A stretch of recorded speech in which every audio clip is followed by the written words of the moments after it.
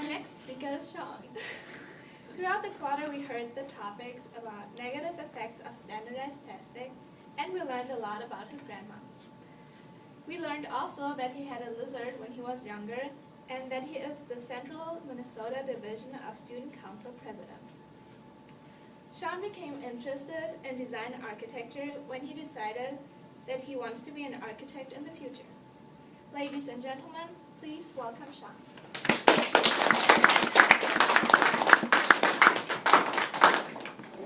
We shape buildings, therefore they shape us.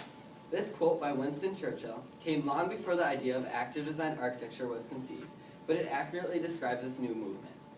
Active design architecture is a new philosophy and form of construction that has begun to take over large cities across the United States in an effort to improve the overall health of Americans. Exactly what active design architecture is and how it is being implemented in cities today is an extremely intriguing topic. My assumption is that many of you in the audience have not heard of active design architecture before. As stated by USA Today newspaper in their October 28, 2012 issue, active design architecture is a new philosophy and practice of architecture concerned with both buildings, structures, and the planning of cities. It is the design of buildings and spaces in order to promote health and help fight obesity while incorporating nature into design.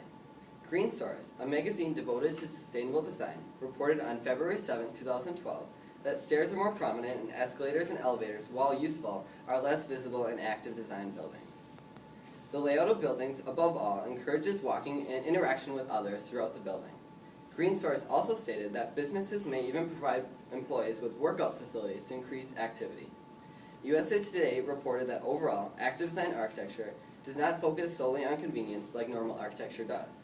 It focuses more on a broad spectrum of items that is also more diverse. All these items are centered around the idea of health. These concepts and ideas have begun to be used in large cities across the United States today.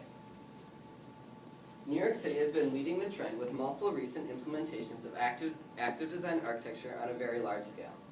ArchDaily.com, a popular and informative architecture website, updated on June 26, 2012, said that New York City put in place the 2006 active design guidelines for their buildings.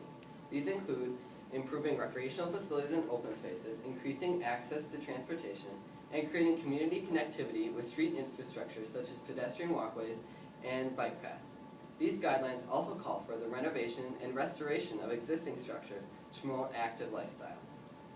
nycgovparks.org, the New York City government Parks official website, stated on their site, edited May 7, 2013, that the High Line, shown here in this picture, is one of these buildings and structures completed with these new guidelines.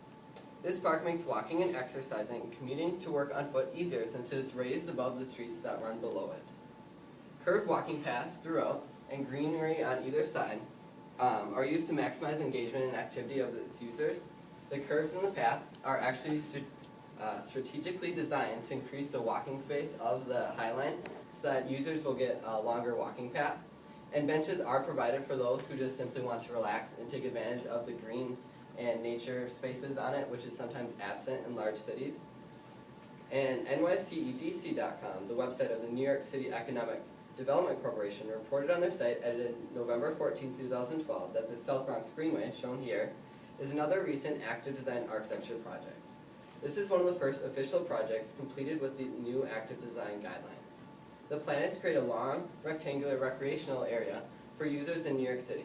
This includes adding bike paths and walking paths throughout the greenway, and there's also a dock on this side with waterfront access for those who just want to fish and enjoy the natural waterway. nycedc.com also stated that the greenway will be a safe place to use and exercise in versus the hectic streets in New York City, because there are no streets on the bottom or top or on either side on this way. So you must get to it by a path, which is very safe.